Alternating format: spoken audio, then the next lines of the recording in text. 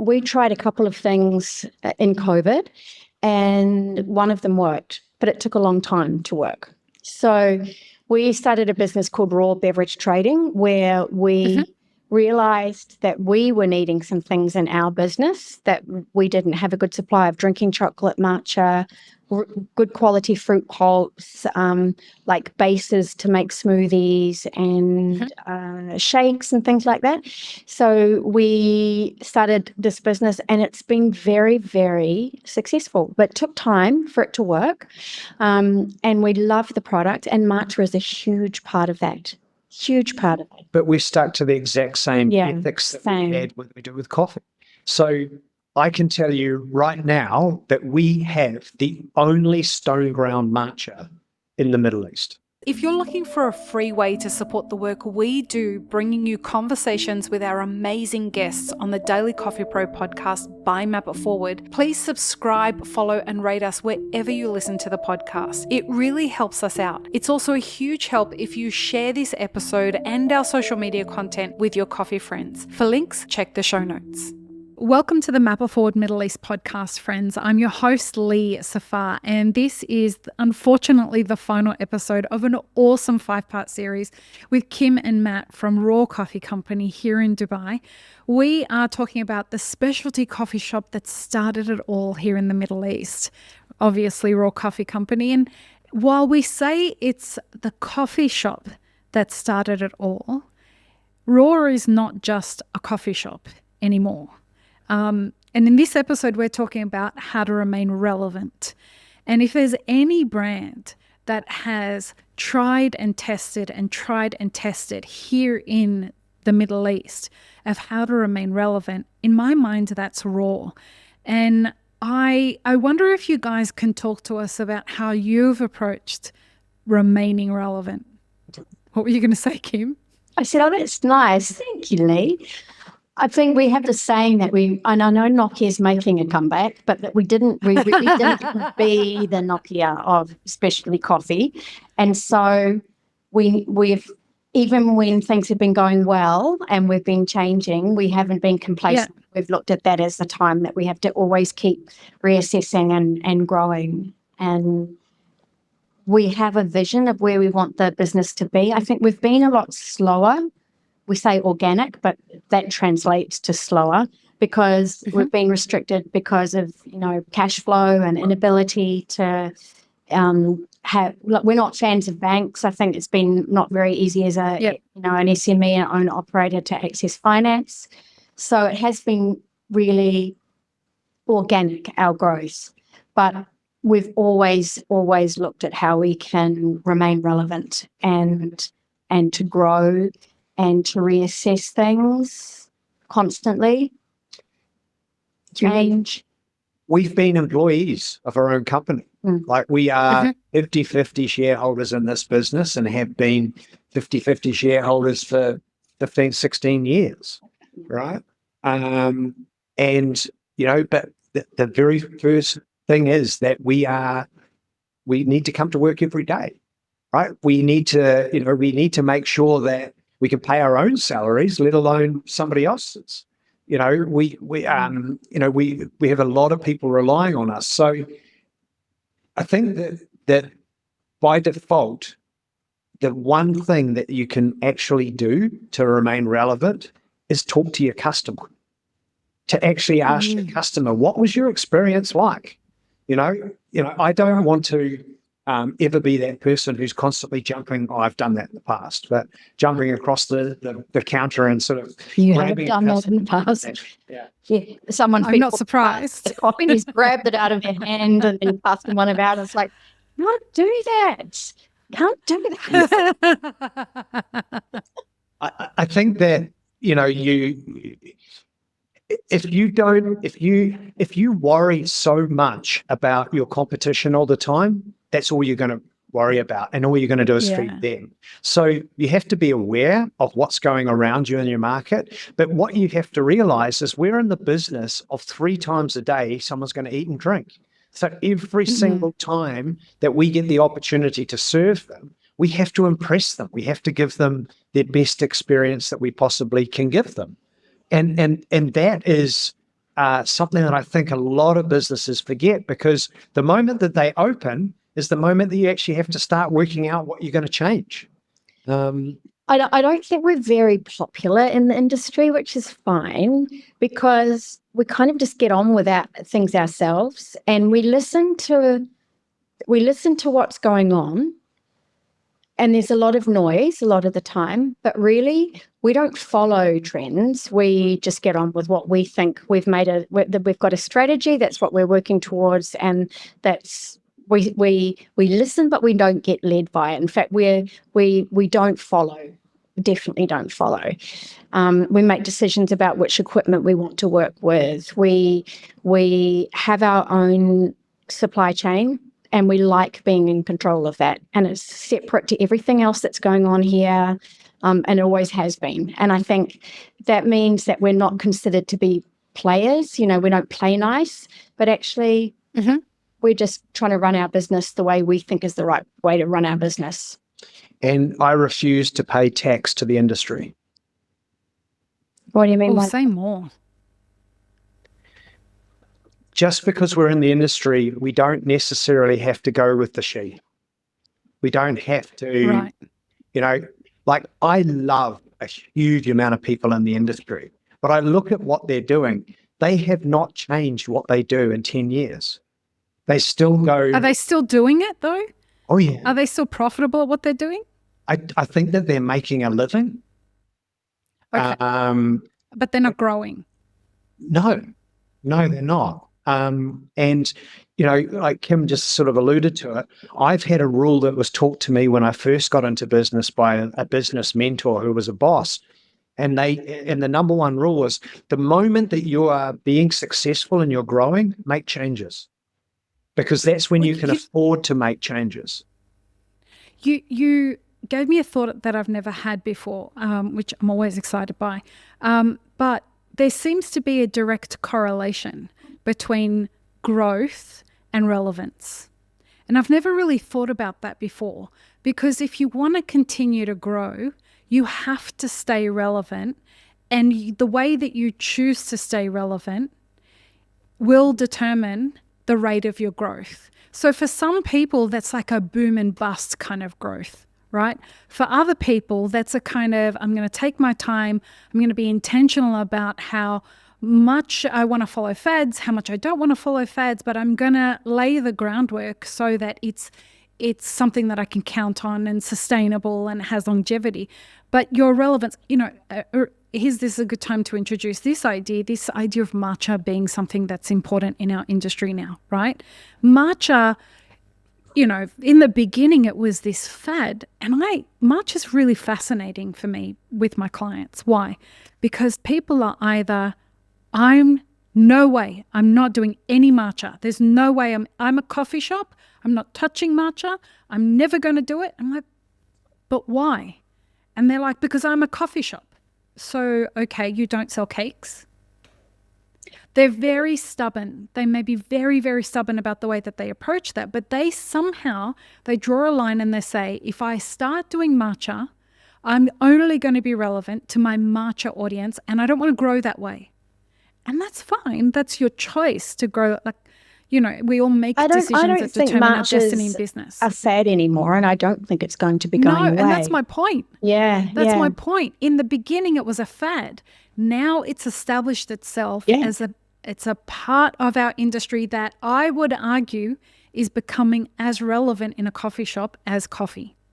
We tried a couple of things in COVID, and one of them worked, but it took a long time to work. So we started a business called Raw Beverage Trading, where we realized that we were needing some things in our business, that we didn't have a good supply of drinking chocolate, matcha, good quality fruit pulps, like bases to make smoothies and shakes and things like that.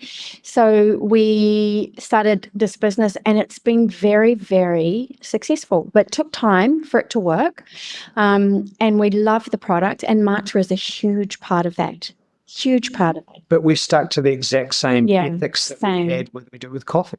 So I can tell you right now that we have the only stone ground matcha in the Middle East. Right. Shout out to Mark, who came on the podcast. Yes, It was yeah. released like just weeks Yeah. before you guys. Yeah. And anyone who hasn't checked it out, I would absolutely recommend. I'm Yeah. recording that series tomorrow, funnily enough. Like I Oh, live in good. weird time shifts.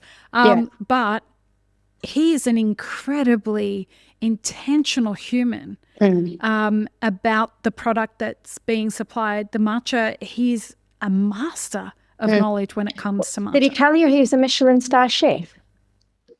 Of course he didn't. He's No. so humble, this guy. Yeah.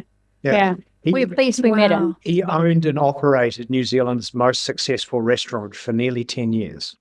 And I should just say the reason that I raised that was I didn't draw the connection is that Mark is the guy who owns the company that supplies you guys the matcha. Yes.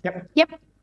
Right? And like I didn't draw that correlation. yeah, I think it's become a very important part of our business. And it's the same, in the early days, we didn't used to have a Spanish latte on our menu. We weren't going to put our beautiful coffee that we'd carefully sourced and carefully roasted and then add condensed milk to it. We were never going to do that. And then, we were missing these sales of people that liked our brand and liked coming in here, but that's what they wanted to drink, and they wanted to drink it iced. And we're like, oh my gosh, I'm not doing that. And then it's like, oh, actually, please, can we have the money? There we go. Then you can have that. You can have whatever you want. You can have We'll just make it taste your great. money. It's your coffee. You can have what you want.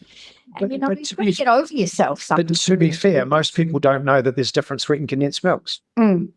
So when we do a Spanish latte, we use a 16-hour boil sweetened condensed milk, which actually has way less negative parts to it and way more positive parts. And a lot of our customers, we're now able to cut down that sweetened condensed milk, and often we will transition someone over 3 months. Okay, we get why you're here. Maybe you're a little bit nervous about the coffee.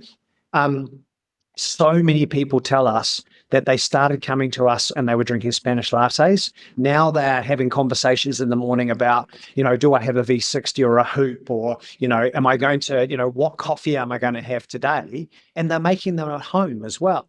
So, you've got to make business accessible to the customer, rather than saying we're so elitist that, unless you know our language, you can't come here. Which a huge amount of industries miss customers for that reason. The age demographic and the way people are behaving now too, matcha. From a health perspective, people believe that matcha is healthier than drinking coffee. I'm not saying I agree with them.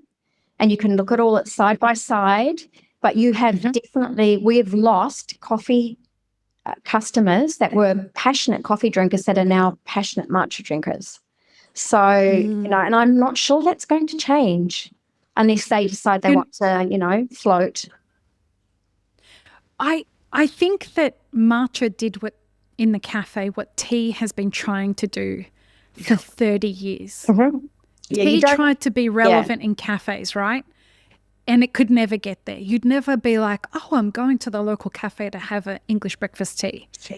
I mean, some people did, or an oolong. And industries tried, like a lot of companies tried to make that happen. Matcha nailed it. We're very good friends with the owners of Avancha, and really there's lots of parallels between their business and ours and what they do well, and I love their oolong tea. I love the way you brought that up. But they're doing well, but they've had to work very hard because, it's not it hasn't been adopted as quickly as coffee, but their business is doing very well, and they have the right values, and everything is in parallel. But matcha, crazy.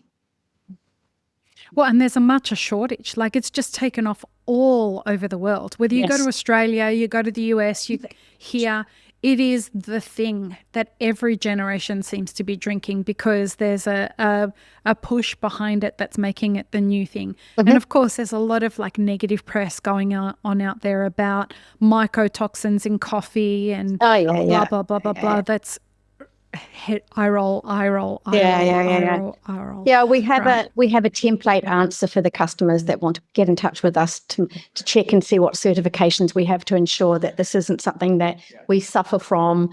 So yeah, I think there are.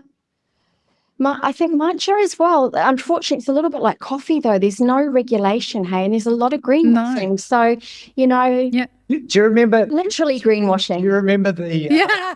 See what I Oh, ba-boom. Do you remember the whole thing about TDS that was like Yeah. 8 years ago? Yeah. Okay, Yeah. I'm going to give you the new what TDS thing is. Ceremonial wait. grade doesn't exist. Yes. Not a thing. Ceremonial grade is a Western marketing system. That is the only reason. The Japanese have no. You say ceremonial grade, and they look at you and go, "What's that?" It doesn't exist.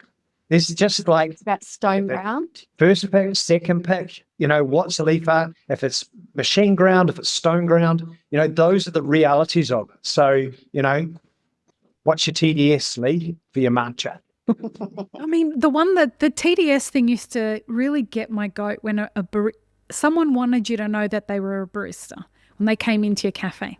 And they'd come in and they'd say, what was the TDS of that when you dialed it in this morning? I know. What? I know.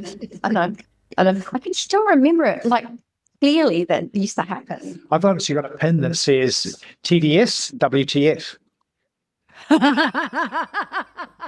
That's great. Okay, so carrying on with our Relevancy. How to be relevant. Okay, what do you think is going to be the one way that people can remain relevant as we go through this coffee crisis that we've been talking about on the podcast for a very long time now, right? We are about to experience, we have already started it. We are experiencing a lot of challenges in coffee, whether it's price crisis, labor crisis, climate crisis, yield crisis, all of that, right? How do people navigate that and stay relevant as we navigate what I think is going to be a few years of this coffee crisis? Other people may disagree with that, but what do you guys think is going to be the way to navigate that? Relationships. Caring with your about customer. and the suppliers, like understanding where their pain points are, looking at how you can work together, because we have ours, they have theirs as well. Hey, they have all they haven't got pickers, logistics are crazy for them. They have no access to finance. People are moving, actually them not just moving from the rural farms, they're moving countries. It's crazy, and there's a lot of strife. You look at Ethiopia. We love our Ethiopian coffee, and their challenges are just crazy. It's scary, and so it's doing what you can to make sure that end of the supply chain you have really good communication and trust, and anything you can do to try and help them, and then listening to the customer, and then looking after the people that are actually customer facing, so that they've got job satisfaction and growth. I think it's all about relationships, because you can't solve. I don't think these problems with, the climate change and water and volcanoes and money's not going to solve that. That's not going to be solved. So you've got to try and have strategies for worst case scenarios and things. And maybe if you've got a strong relationship, you're going to be at the front of their mind when they do have some product that you can buy, because it's not just coffee. It's going to be matcha. It's going to be cocoa. So the ingredients, any food related ingredient, mangoes.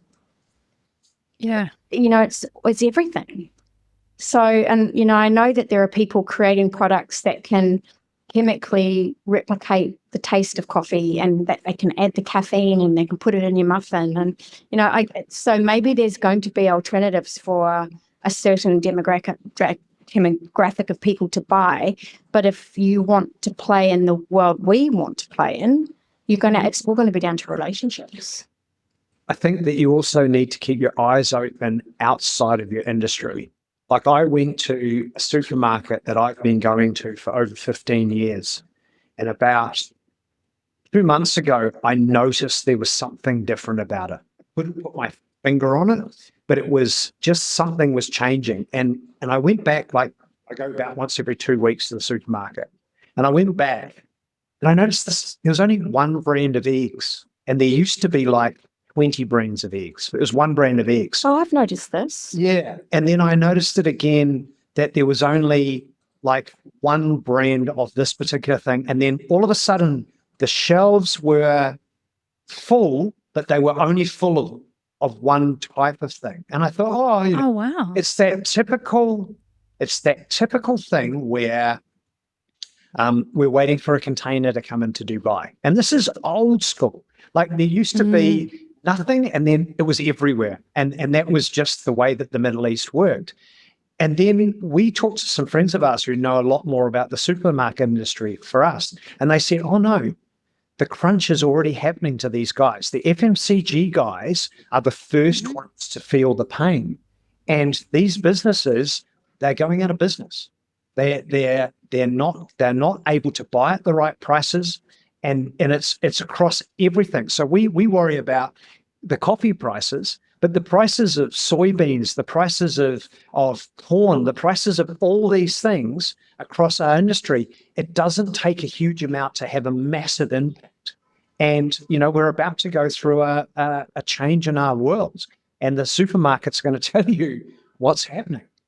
So, you've got to keep an eye out, outside your bubble, as well as, making sure that you're talking to your customers, your team, and your suppliers. And keeping up with the news, I think I was listening again. I drive into work. It takes me about 30 minutes unless I come in early.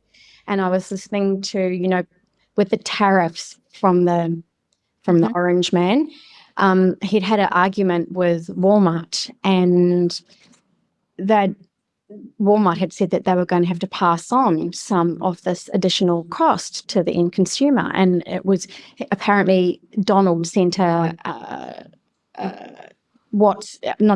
it's on Truth or whatever. A tweet. Yeah, a tweet. Tweet.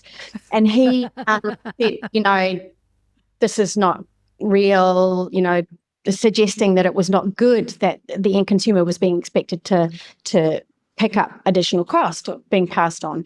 And then they came back and said, do you realize that Walmart makes only 2% margin? So they're a volume player.